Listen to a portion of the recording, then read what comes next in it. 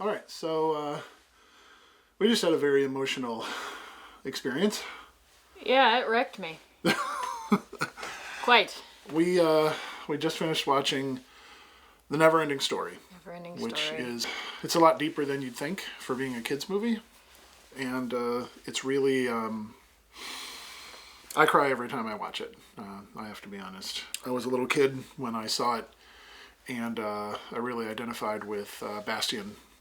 When he was going through all the emotions of the story, I was doing it as well. There's a meme going around with that has an image from the scene of where Atreyu is losing Artax, his horse. Something like, if this doesn't wreck you, you don't have a heart. Yeah, for me, a lot of people talk about how much that scene with the horse wrecked them, but to me, it did not wreck me nearly as much as the ending. The fact that it was so happy, that wrecked me. As a storyteller, a lot of people are telling you you're living in La La Land. You gotta only focus on the practical stuff, and I'm like, I'm creating an entire world you don't see, and I want to show it to you. The fact that a story can bring so much hope out of real people, and that is so powerful. The movie speaks for itself in being fantasy affecting reality, and it's great. What strikes me about it, watching it again, is just how intentional it is about speaking into your soul and your character, the trials that you would be going through. When Atreyu is going through the gateways, and the old crazy man is telling him, what to expect, you might think you have a belief that's strong enough to make it through, but if you doubt, then you will fail. Atreyu is going up to the first gate, and he sees all the destruction around him. He sees the knight that seems so impressive to go through the gate utterly destroyed, and the helmet comes up, and you see his gross face, and he's staring death in the face, and he sees all this, and all he's doing, he's looking down at all of the trouble and the tragedy, and he's not looking up. And I think that was the point of that, is that he has to look up, and then he has to look ahead. And when Bastian tells him to run, he runs, and he's able to survive. That's speaking of character. The mirror, that's, looking directly into your own soul, your own weaknesses, who you truly are. And that is a terrifying thing. Because if you really are honest with yourself, you're going to find things that You don't like. Yeah, you don't like, you're not proud of. To face it head on is a mark of character. And in the movie, they use it as two things. They use it as, something for the audience to reflect on as to what we would see if we faced that. But also, for him to look through the mirror, and then it really embraces that the meta before it was cynical kind of meta, where it's the little boy who's reading the story. Yeah. Knowing that this character of Atreyu is really the personification of this kid's hopes and dreams. Yeah. If he loses that, then he loses not only those hopes and dreams, but this whole world is gone. What I love about it is every character is very sincere in what they're doing. There's not a cynic in the entire movie. Well, maybe the bullies, but The turtle? well, okay, the turtle. He's embraced apathy. He's given up, and he's like the personification of what giving up looks like. Yeah, just being a literal lump. The fact that Atreyu was still prompting him to keep talking and would keep on climbing that tree was just like, yeah, that shows what kind of kid he is. He's gonna keep on trying. All of us need to keep on trying, because that was kind of like the main thing. And at the very end, when everything is in pieces, every single wish that he made could create more of the world. The fact that he saw Atreyu when he was flying shows that, that's what he wants to keep on doing. He wants to keep on going. It's, I don't know.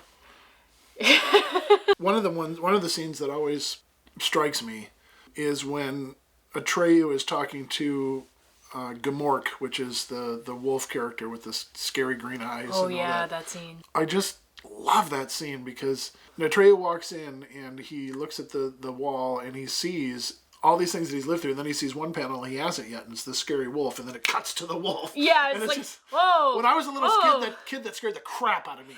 It was just like, oh my god, it's right there! But then they have a conversation. Because what's destroying this world is called the Nothing. Mm-hmm. And they're trying to describe what that was. I love that they said, like, a hole would be something. Right. There was nothing. He's like, right. ah! Mork is saying that I've been trying to help the Nothing. It's like, well, why are you trying to help? And this was really key for me.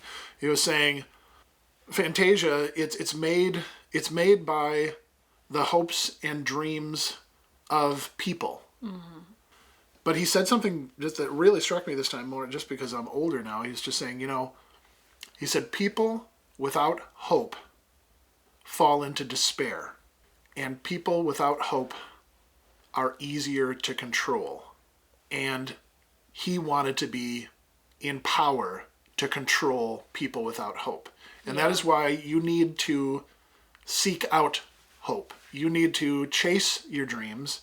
You need to work on them step by step.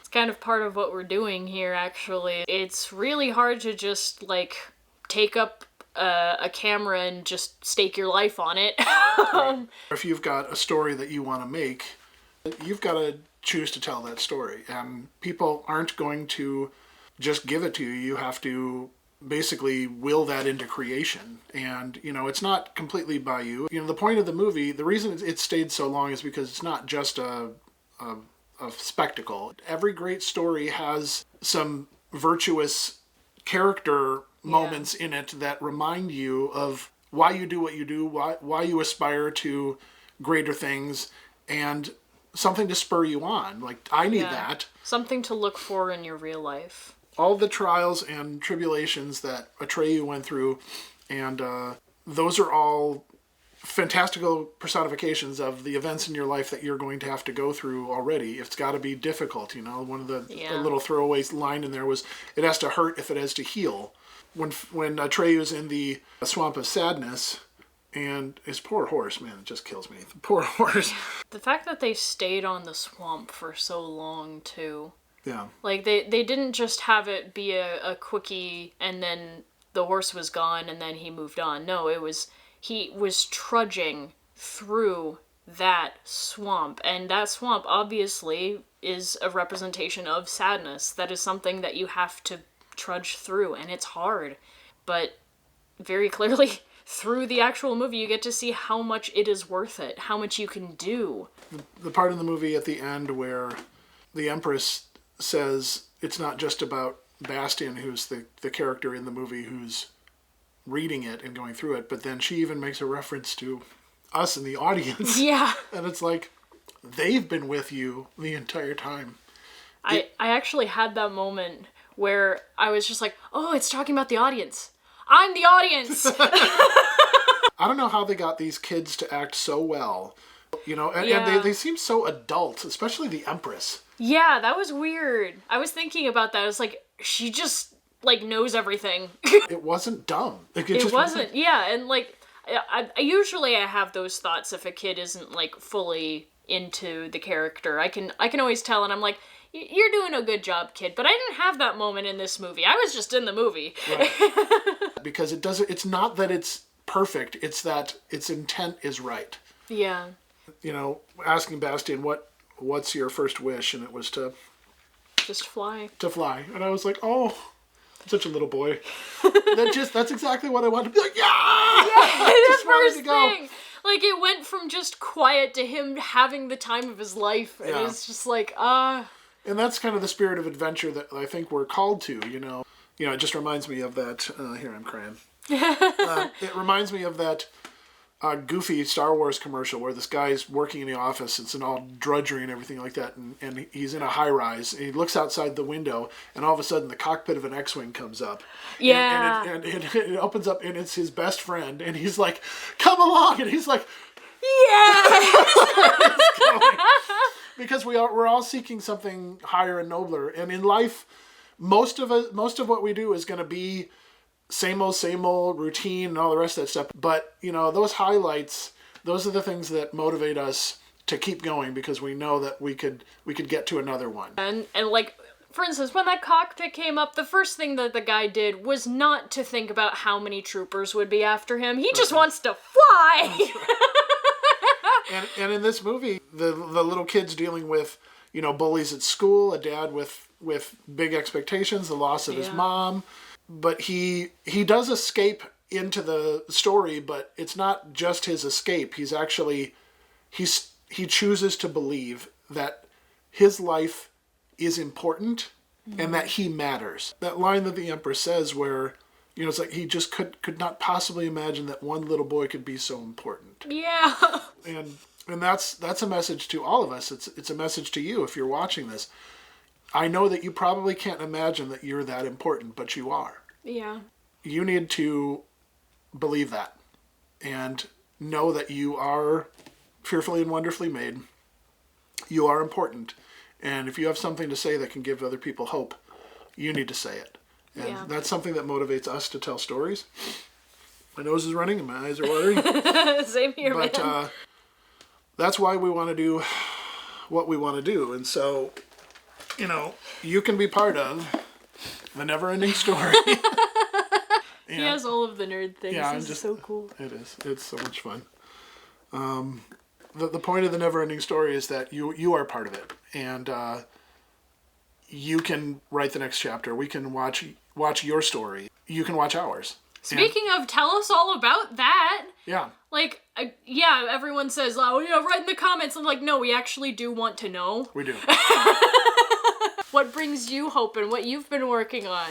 Because, like, we need more creators out there. This brings people hope.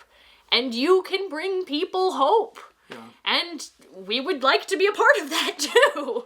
Share with us, connect with us. We'd love to promote anything that you have that is getting people to look up instead of down, getting people to look ahead instead of behind. We want that too. We're not quite sure how to do it. We're working on our own stories, and we would love to... We want to be able to support people and for people to support us in turn. People need support. Everyone needs connection. It's like a human need. So let's do that. Yeah, and it's weird because we're on a video and this will be recorded and played back. Yeah. But since we can't be together physically sometimes, you know, at least we want to encourage you that there are other people out there. And this is for you in particular. Right. Not anyone else, just you. Oh, yeah. And that guy. And her. Yeah. Her. And them. We want to thank you for joining us today for this review of the NeverEnding Story. If you haven't seen it, or if all of you've seen are memes, or you've seen... or you've seen Stranger Things and you wonder why they sang that song, or if you've just seen little snippets, again, just like a previous movie review we did, watch it, put your phone down, get into it, let it take you. It's actually a lot harder to get into the story if you have your phone in your face. It is a better story when you allow yourself to take flight in it. And now we have 2 movies about taking flight, so... That's true. We highly recommend NeverEnding Story. So thanks for joining us, and we'll talk to you next time. Bye. Bye.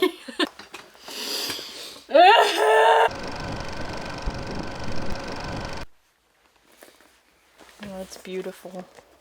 That's right, all of Ooh.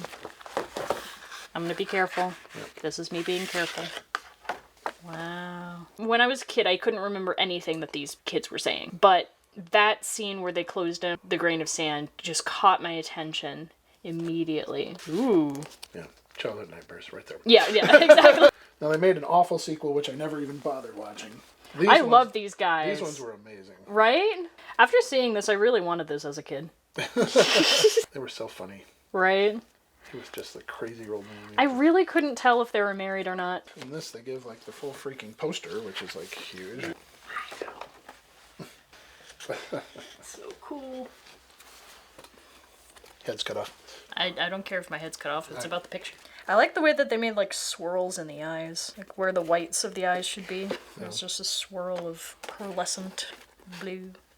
It's great. What's even funnier is that when I was a kid, I recognized that this was Earth. So I was like, did they go out of the book already? They went past the boundaries of Fantasia. Right there, yeah. Luck Dragon. I loved his scales. That must have taken forever. Yeah, everything took forever to do this. Sheesh. It's just astounding amount of work. Oh, that's the whole script. It's biography and press kit on each one of the actors. Ooh. Yeah, there's tons of making ofs in it as well. Yeah, that's pretty cool. Oh, never